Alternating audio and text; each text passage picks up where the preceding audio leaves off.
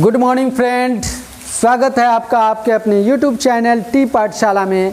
मैं हैदर सर और लेकर आया हूं आपके लिए एक पावरफुल वीडियो सीरीज जिसमें कुल 40 वीडियोज आपको मिलेंगे और इस पूरे वीडियो सीरीज में होल बेसिक मैथमेटिक्स को कवर करने का प्रयास किया गया है। और इस वीडियो सीरीज का आज ये पहला एपिसोड है जिसमें एक बेहतरीन टॉपिक कवर करने का प्रयास किया हूँ जो है addition, subtraction, multiple division of variable and non variable.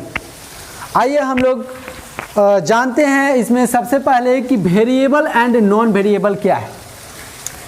तो वेरिएबल जिसको हिंदी में चर कहा जाता है, वैसी राशि जो परिवर्तनशील हो वह चर राशि कहलाता है। इसके बारे में और अच्छा तरीक़ा से हम लोग क्लास 9 में पढ़ने वाले हैं। जो पहला टॉपिक है उसी में हम लोग पढ़ने वाले हैं चर और अचर। उसके अलावा हम लोग वेक्टर्स वगैरह में आगे पढ़ेंगे कि चर अचर का डिटेल्स। लेकिन इतना जानते हैं कि वैसी राशि जो परिवर्तनशील होती है वह चर राशि कहलाती है।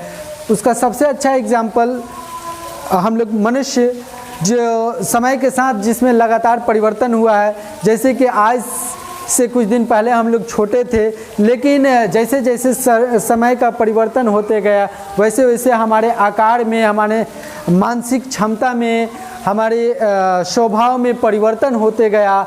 उसी प्रकार पेड़ पौधा भी चर राशि है, क्योंकि जब पौधा एक छोटा पौधा देखते देखते कुछ ही सालों में बड़ा हो जाता है।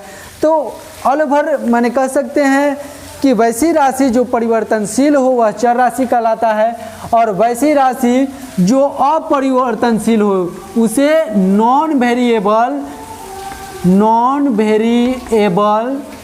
या कांस्टेंट भी बोला जाता है। इसे कांस्टेंट हिंदी में इसे अचर बोला जाता है। वैसी राशि जो अपरिवर्तनशील हो, जैसे ये ब्लैक बोर्ड हो गया, इसके आकार में कोई परिवर्तन नहीं होगा। जिस आकृति का आज है, जिस आकार का आज है, 2 साल बाद भी इसी आकृति का होगा, इसी आकार का होगा। ऐसा नहीं है कि 2 साल बाद बड़ा हो गया और ये 2 फीट लंबा हो जाएगा। जैसे पेन हो गया, बुक हो गया, ये सारी चीज़ जो है अचर राशि के उदाहरण हैं। लेकिन यहाँ पे उतना डिटेल्स हमें नहीं जानना है कि चर राशि और अचर राशि क्या है। आगे जाके हम लोग वेक्टर्स चैप्टर में पढ़ने वाले हैं, इसलिए आज इतना ही इस मैथमेटिक्स में जानना है कि अंग्रेजी वर्णमाला के कुछ लेटर्स जैसे एक्स वाई जेड जो होता है वह चर कहलाता है। केवल एक्स वाई जेड को ही नहीं बल्कि अंग्रेजी वर्णमाला के और भी कई अक्षर लेटर्स हैं जिनका उपयोग चर के रूप में मैथमेटिक्स में होता है। और साथ ही ये जानेंगे कि नॉन वेरिएबल गिनती की सभी संख्याएं जो हैं नॉन वेरिएबल कहलाती हैं। अब क्यों कहलाती हैं ये भी जान लेते हैं, क्यों कहलाती हैं। तो अभी हमने बताया था कि चर राशि उसे कहा जाता है जो परिवर्तनशील हो, जिसके मान में लगातार परिवर्तन, समय के साथ परिवर्तन होता है, उसे चर राशि कहा जाता है। जबकि जिसके मान में कोई परिवर्तन नहीं होता है समय के साथ, उसको अचर राशि कहा जाता है। यहाँ पे देखिए x जो है, किसी प्रश्न में देखिएगा कि x का वैल्यू 1 आ गया, तो किसी में देखिएगा x का वैल्यू 2 आ गया, किसी प्रश्न में देखिएगा x का वैल्यू -1 आ गया। यानी x y z जो है ये चर राशि जो है ये समय के साथ इसमें परिवर्तन लगातार होते रहता है, लेकिन ये गिनती की संख्या जो है इसमें कोई परिवर्तन नहीं होता है। ऐसे अगर इस सिंबल को लिखेंगे तो कोई भी इसे 3 ही वैल्यू देगा, इसका वैल्यू हमेशा 3 ही होगा। ऐसे 2 लिखेंगे तो इसका वैल्यू इस सिंबल का 2 ही होगा। इस सिंबल का वैल्यू अगर किसी से भी पूछिएगा तो वो 5 ही बोलेगा। यानी इसके मान में कोई परिवर्तन नहीं होता है और इसके मान में समय के साथ परिवर्तन होते रहता है, इसलिए इसे चर की संज्ञा दी गई है और इसे अचर की संज्ञा दी गई है। आई होप आप समझ गए होंगे चर और अचर। आइए हम अब समझते हैं एडिशन और subtraction of variable and non variable. उसको जानने से पहले हम कुछ रूल्स का चर्चा करेंगे। रूल्स को देखेंगे। जोड़ और घटाव के लिए कुछ बेसिक रूल हैं, उसे हम पहले देख लेते हैं। तो यहाँ पहले हम लोग समझेंगे रूल नंबर 1 को। रूल फर्स्ट हमें ये बताता है कि समान चर और समान घात को ही जोड़ा या घटाया जा सकता है। समान चर भी समान होना चाहिए और उसका घात भी समान होना चाहिए, तभी जोड़ा या घटाया जा सकता है। यानी कि x को x में जोड़ सकते हैं 2x हो जाएगा, y को y में जोड़ सकते हैं 2y हो जाएगा, x स्क्वायर को x स्क्वायर में जोड़ सकते हैं 2x स्क्वायर होगा, 3x क्यू को एक्स क्यू में जोड़ सकते हैं, दोनों समान चर है और समान घात है तो इसको जोड़ सकते हैं, हो जाएगा 4x क्यू। लेकिन वही अगर असमान चर हो, x को y में कभी जोड़ा या घटाया नहीं जा सकता, इसे ऐसे ही छापना पड़ेगा। x स्क्वायर को y स्क्वायर में कभी नहीं जोड़ा जा सकता, इसको ऐसे ही छापना पड़ेगा। केवल चर ही नहीं, अगर समान चर हो, घात अलग अलग हो, तब भी इसे जोड़ा या घटाया नहीं जा सकता। जैसे कि x स्क्वायर को x में नहीं जोड़ सकते, चर तो समान है लेकिन घात क्या है, अलग अलग है, इसलिए इसे जोड़ा या घटाया नहीं जा सकता, इसे ऐसे ही लिखना पड़ेगा। जैसे और भी देख लेते हैं, y क्यू को y स्क्वायर में नहीं जोड़ा जा सकता, इसे ऐसे ही छापना पड़ेगा। ये तो हो गया रूल नंबर 1। अब रूल नंबर 2 देखते हैं, जो हमें जोड़, घटाव और गुणा तीनों में काम आने वाला है, भाग में भी काम आने वाला है। चिन्ह का नियम। रूल 2 में हम देखेंगे चिन्ह का नियम। इसमें जानेंगे हम कि प्लस में जब गुणा होता है प्लस से, तो वो प्लस ही रह जाता है। माइनस में जब हम गुणा करेंगे माइनस से, तो वह प्लस हो जाता है। यानी यहाँ पे हम क्या सीखे कि जब चिन्ह एक जैसा रहेगा और उसमें गुणा करेंगे तो वह प्लस हो जाएगा, वो चाहे प्लस हो या माइनस हो, एक जैसा चिन्ह होगा तो वह क्या होगा, प्लस हो जाएगा। लेकिन अगर अलग अलग रहेगा, एक प्लस हो गया और एक माइनस हो गया, तो यहाँ पे माइनस हो जाएगा। अगर एक प्लस वाला राशि है और एक माइनस वाला राशि है तो गुना करने पर वह माइनस हो जाएगा। फॉर एग्जांपल यहाँ पे देखते हैं, अगर हम गुना करेंगे 2 में 2 से गुना करें, 2 में 3 से गुना करेंगे तो 3 दूनी 6 होगा। उसी प्रकार अगर -2 में हम गुना करेंगे -3 से तो 3 दूनी 6, ये भी प्लस हो जाएगा। और लेकिन एक रहेगा माइनस और एक रहेगा प्लस, तो ये क्या हो जाएगा, माइनस हो जाएगा। वो चाहे माइनस वाला अंक पीछे हो या आगे हो, कोई फर्क नहीं पड़ता। अलग अलग अगर चिन्ह रहेगा तो वो माइनस हो जाएगा, एक जैसा रहेगा तो वो प्लस हो जाएगा। आइए अब हम रूल देख चुके हैं, आइए अब हम देखते हैं कुछ प्रश्न को प्रैक्टिस करते हैं जोड़ और घटाव के। वीडियो को पॉज करके नोट कर सकते हैं।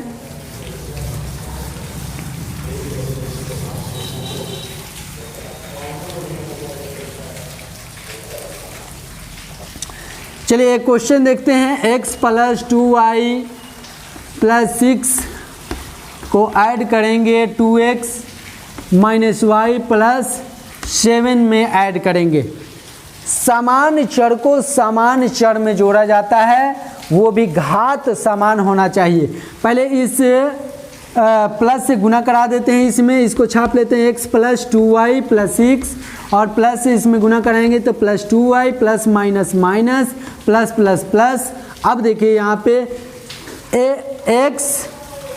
इसको x लिखना चाहिए तो y लिख दिए थे। x और 2x यहाँ पे हो जाएगा 3x, 2y और -y हो जाएगा +y, 2y प्लस में है 1y माइनस में है, यहाँ माइनस कर लेंगे तो हो जाएगा +y, और 6 इधर प्लस में है बिना चर वाला यानी कांस्टेंट टर्म है, तो 6 और 7 हमारा हो जाएगा 13 और ये हमारा हो जाएगा आंसर। दूसरा क्वेश्चन देखते हैं। 3x + y + z में प्लस करना है 3x plus 6y minus 5z plus 12। इससे प्लस से पहले उसमें गुना करा लेते हैं। वैसे डायरेक्ट भी इसको किया जा सकता है, लेकिन प्लस से पहले उसमें गुना करा सकते हैं। एक 3x plus y plus z, plus में प्लस से गुना होगा 3x, प्लस में प्लस से 6y, प्लस में माइनस से माइनस 5z, प्लस में प्लस से तो प्लस 12 हो जाएगा। समान चर को समान चर में जोड़ेंगे तो 3x प्लस 3y, 3x और 3y 6x हो जाएगा, y 6y 7y हो जाएगा, और z में से 5z घटा लेंगे तो माइनस में 4z बचेगा। और यहाँ पे कांस्टेंट टर्म तो इधर नहीं है, केवल ये 12 है, तो इसे छाप लेंगे, ये हमारा आंसर हो जाएगा। आइए कुछ और क्वेश्चन प्रैक्टिस करते हैं। आप वीडियो पॉज करके नोट कर सकते हैं।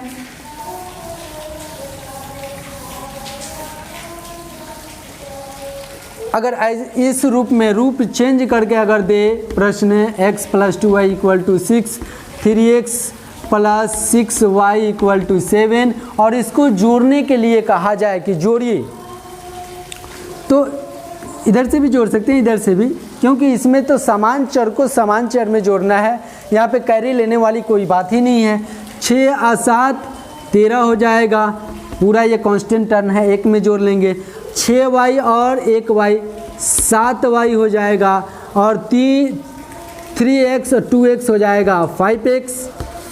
इसी प्रकार और भी देख सकते हैं, x plus 2y equal to 7, minus 2x plus 7y equal to minus 5। इसको अगर ऐड करना होगा तो जोड़ेंगे 7, और ये 5 माइनस में हो गया, तो यहाँ पे प्लस 2 बचेगा। उसके बाद 2y प्लस 7y 9y हो जाएगा, और यहाँ पे x प्लस में 2x माइनस में, तो माइनस में x बचेगा। इस तरह से और भी क्वेश्चन प्रैक्टिस कर सकते हैं। चलिए आइए कुछ अब सब्सट्रैक्शन देखते हैं।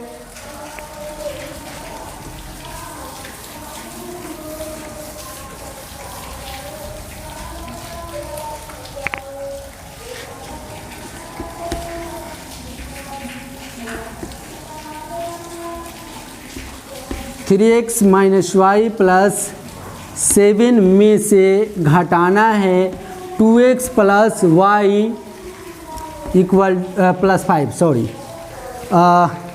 इसको माइनस करना है। तो माइनस करना है तो पहले माइनस का चिन्ह देंगे, है ना जी। माइनस से गुना कराएंगे, इसमें माइनस में प्लस से गुना होगा माइनस 2x, माइनस में प्लस से गुना होगा माइनस वाई, माइनस में प्लस से गुना होगा माइनस 5। अब समान चर को समान चर से मिलान करा देना है, तो 3x और माइनस में 2x घटेगा तो 1x, और यहाँ पे माइनस वाई और माइनस वाई दोनों माइनस है, तो एक कर्जा 2 कर्जा वाई, है ना जी। 7 और माइनस 5 कर लेंगे तो प्लस 2 बचेगा। इस तरह से सॉल्व कर सकते हैं। आइए कुछ और प्रश्न देखते हैं।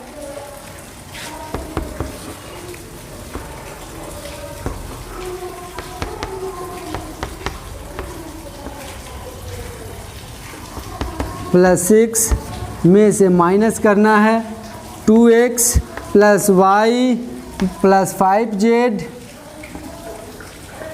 प्लस 4।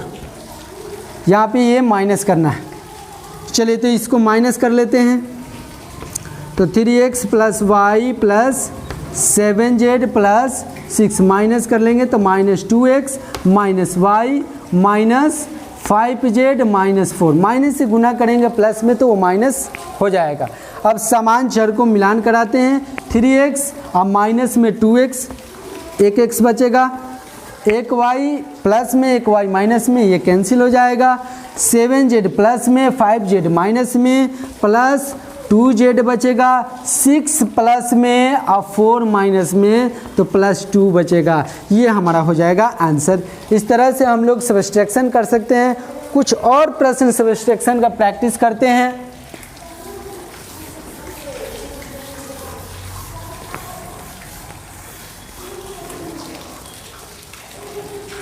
अगर रूप चेंज करके अगर ऐसे दे दे आपको बनाने के लिए सब्सट्रैक्शन, तब आप कैसे सॉल्व करेंगे? तो जब भी इस रूप में दे आपको सब्सट्रैक्ट घटाव दे, तो सबसे पहले आपको साइन, नीचे वाले व्यंजक का साइन चेंज कर देना है। यहाँ प्लस है तो माइनस कर लेना है, माइनस है तो प्लस कर लेना है, और ये प्लस है तो माइनस कर लेना है। उसके बाद जोड़ वाला रूल लागू कर लेना है। पहले वाला चिन्ह को भूल जाना है और उसके बाद जोड़ वाला रूल लागू करेंगे।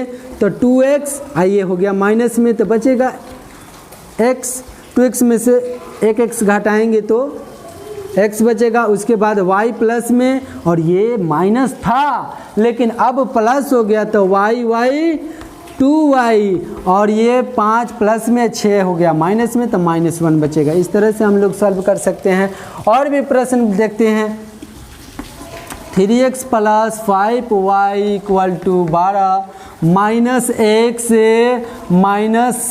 -y = 6 घटाना है तो साइन चेंज करेंगे। माइनस है तो प्लस कर लेंगे, माइनस है तो प्लस, प्लस है तो माइनस। साइन को एकदम से पलट देना है, चेंज कर देना है। 3x, और ये पहले माइनस था लेकिन अब क्या हो गया प्लस, तो इसको ऐड कर लेंगे तो हो जाएगा 4x। 5y प्लस में है, ये माइनस था लेकिन अब हो गया प्लस, तो हो जाएगा 6y। और 12 इधर प्लस में है, ये प्लस था लेकिन हो गया है माइनस, तो माइनस कर लेंगे तो हो जाएगा 6। अब आप सोच रहे होंगे कि सर ये चिन्ह क्यों बदल रहा है, तो देखिए क्यों बदल रहा है। मान लीजिए कि 3x में से हम घटाने के लिए बोल रहे हैं क्या, -x को घटाइए। तो घटाना है तो घटाव का चिन्ह देंगे ना जी, तो डबल चिन्ह हो गया। अभी हम रूल बताए थे कि माइनस में गुना कीजिएगा, वो माइनस में माइनस से गुना कराइएगा तो प्लस हो जाएगा। तो डबल चिन्ह हो गया, कोष्ठ का मतलब गुना होता है, तो गुना कराइएगा तो प्लस होगा कि नहीं, तो प्लस ही ना करेंगे, तो यहाँ हो जाएगा 4x। तो इस तरह से आप समझ सकते हैं। अब आई होप आप समझ गए होंगे जोड़ और घटाव। इस वीडियो का अंत में मैं कुछ होमवर्क भी दूंगा, आप कर सकते हैं या खुद से भी प्रैक्टिस कर सकते हैं। कुछ प्रश्न क्रिएट करके प्रैक्टिस कर सकते हैं। मैथमेटिक्स जो है प्रैक्टिस का चीज़ होता है, इसलिए आप प्रैक्टिस ज़रूर